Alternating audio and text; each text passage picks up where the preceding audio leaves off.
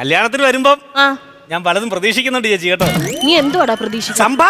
സംഭാവന എന്റെ ദൈവമേ, ആ കാര്യം പറഞ്ഞപ്പോഴാ ഞാൻ ഓർത്തത് നിനക്കുള്ള ബുക്ക് ഇറങ്ങാണ്ടിരിപ്പുണ്ടായിരുന്നു. ബുക്ക് നോക്കുന്ന അളവൊക്കെ ഞാൻ നേരത്തെ എന്തില്ലയോ? അയ്യോ, അളവിനല്ല, നിങ്ങളുടെ വീട്ടിൽ ഞങ്ങളുടെ പാലുകാച്ചിന് എന്തോ സംഭാവന ആണെന്ന് അറിയാനായിരുന്നു. അത് ശരി, ഞാൻ വന്നതാ. പാലാച്ചിനൊക്കെ വന്നാ ഞാൻ കണ്ടായിരുന്നു നീ അവിടുന്ന് ബിരിയാണി കേട്ടുന്നത്. മൊബൈലിൽ ചേച്ചി അന്ന് ഫോട്ടോ എടുത്തിട്ടായിരുന്നു, ഞാൻ കണ്ടായിരുന്നു. പ്രകാശൻ പുത്തൻ വീട്ടിൽ 201 രൂപ. അതാണ് ബ്രാക്കറ്റിൽ കടം.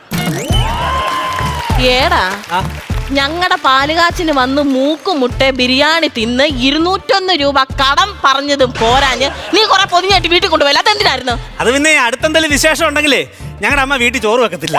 എന്റെ ദൈവമേ, അല്ലെ ഈ അടുത്തൊന്നും വിശേഷം ഇല്ലെങ്കിൽ നിങ്ങളുടെ അമ്മ എന്തോ ചെയ്യും? അങ്ങനെ ഒരിക്കലും സംഭവിക്കത്തില്ല. എങ്ങനെയാലും കറങ്ങി തിരിഞ്ഞ് ഞങ്ങളുടെ അമ്മ ഒരു നൂലുകെട്ടെങ്കിലും പിടിക്കും. നീ ഇങ്ങനെ കണ്ടറക്കി തിന്നുന്നത് കെട്ടിക്കൊണ്ട് വരുന്ന പെണ്ണറിയുന്ന നാണക്കേടല്ലോടാ? അതൊന്നും കാര്യമല്ലേ ചേച്ചി, കാരണം അവളെ ഇങ്ങോട്ട് കൊണ്ടുവരത്തില്ല. കല്യാണം കഴിഞ്ഞ് ഞാൻ അങ്ങോട്ടും പോവല്ലേ. അമ്മായച്ചൻ ഉണ്ടാക്കി വെച്ചെല്ലാം ഈ ചെറുക്കൻ തിന്നു മുടിക്കും കേട്ടോ. ചേച്ചി അത് ഇതും പറഞ്ഞിരിക്കാതെ പെട്ടെന്ന് ശരിയാക്കിയതാ. പിന്നെ വേറൊരു കാര്യം, നാളെ രാവിലെ കർണനെയും കൂട്ടി അങ്ങ് വരണേ. 8 മണിയാകുമ്പോഴത്തേക്ക് 8 മണിക്ക് അവിടുന്ന് പുറപ്പെടുന്നേ. കർണനെണ്ണ 2 ആഴ്ചയായാലും മിണ്ടിയിട്ട് കിടക്കുവാണോ? അതുകൊണ്ടല്ലെന്ന് വഴക്കിട്ട് എന്നോട് ഇപ്പൊ 2 ആഴ്ചയായി മിണ്ടിയിട്ട്. എന്തിനാ പുള്ളി വഴക്കുണ്ടാക്കുന്നത്? എനിക്കറിയത്തില്ല, അങ്ങനെ പ്രത്യേകിച്ച് കാരണമൊന്നുമില്ല. തൊട്ടതിന് പിടിച്ചതിനും എല്ലാം വഴക്കാണ്. പുള്ളിക്ക് ജോലി എന്തുവാ? ജോലി എന്തോ ATM ഫ്രണ്ടിൽ കാവലിരിപ്പാ. നൈറ്റ് ഡ്യൂട്ടിക്ക് പോയത്, ഇപ്പൊ എഴുന്നള്ളൂ. വരുന്നടാ.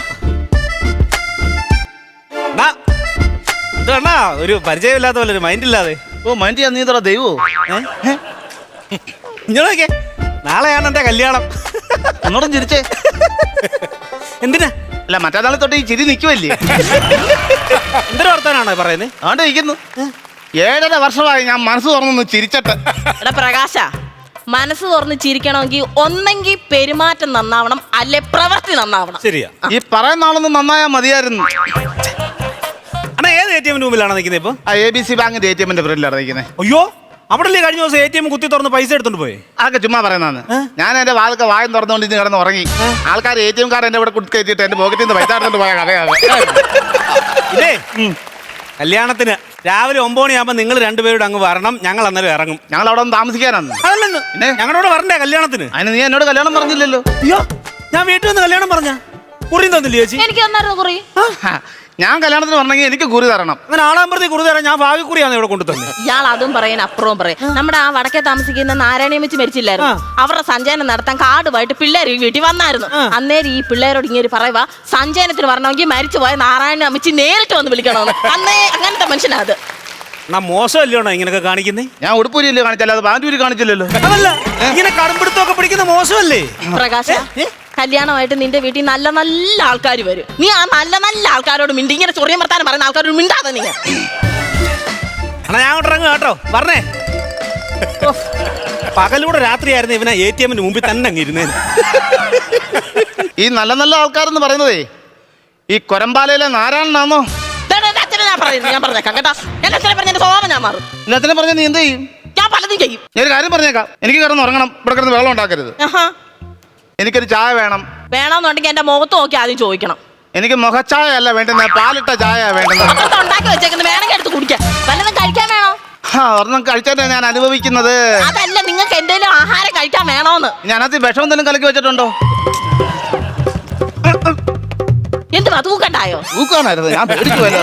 പിന്നല്ല, ഇന്നലെ ഇതുപോലെ ഉള്ളൊരു തവി എടുത്ത് ഞാൻ പേടിച്ച് വിളമ്പി തരാനാണ്. അതുകൊണ്ട് തന്നെ ഒരൊറ്റ കുത്ത്. നിങ്ങൾ കാലം നോക്കിക്കേ. എന്തിന് ഇവിടെ തൂക്കാനാ? ഇത്രയും സ്ഥലം കിടക്കുന്നിടത്ത് എന്റെ ഈ കാലിൽ ഇച്ചിരി പോലും സ്ഥലം തൂത്തിട്ട് നീ ഇവിടെ വടക്കോട്ടാക്കാനല്ലേ എന്നോട്? ഓരോരോ കാരണം പറയുന്ന കേട്ടോ. പിന്നെ എനിക്ക് കട്ടിലിന്റെ അടി തൂക്കണ്ടായോ? എനിക്ക് കിടന്ന് ഉറങ്ങണമെന്ന് ഇവിടെ. എന്തൊരു കഷ്ടമാണെന്ന് പറ. ഞാൻ മാത്രമേ ഉള്ളൂ പണിക്ക് പോയിട്ട് വരുന്നത്. രാത്രി മൊത്തം ഉറക്കളത്തിൽ വന്നിട്ട് എനിക്ക് ഇവിടെ ഉറങ്ങാൻ പറ്റത്തില്ലയോ? നീ കിടന്ന് ഉറങ്ങണോ? നിങ്ങൾ കിടന്നുറങ്ങണമെങ്കിൽ ആദ്യം നിങ്ങൾ മിണ്ടാതിരിക്കണം.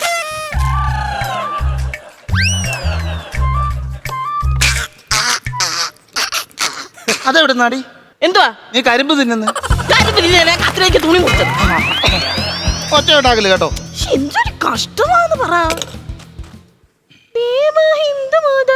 വർഷമംഗളഘോഷം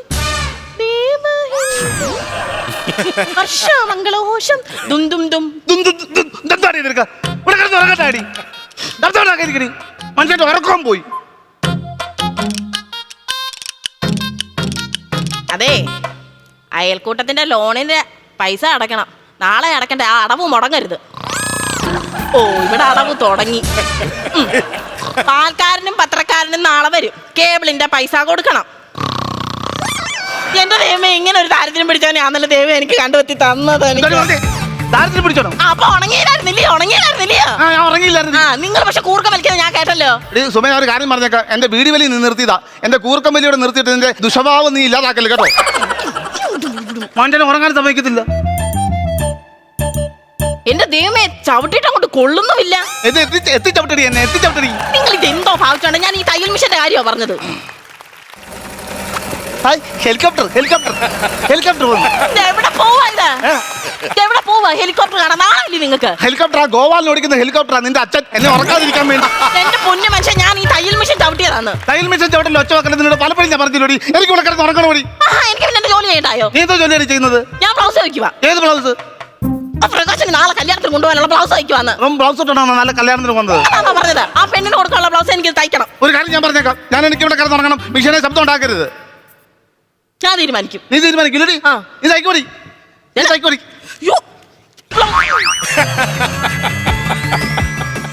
എന്തോ വൃത്തിയാണ് നിങ്ങൾ ഈ കാണിച്ചത്.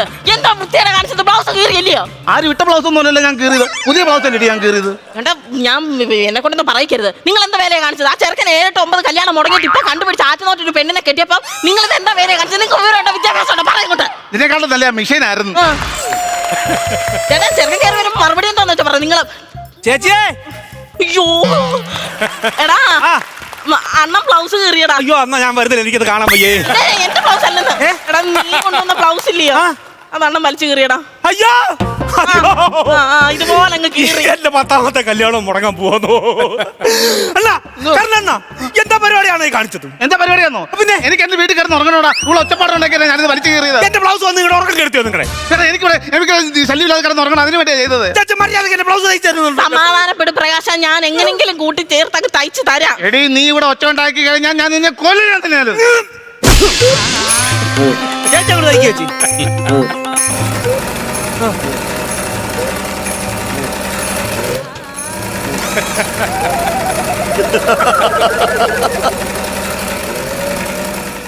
അപ്പൊ സുമയ്ക്ക് അറിയാം എന്തുവാ ഒച്ച ഉണ്ടാക്കാതെ തയ്ക്കാൻ.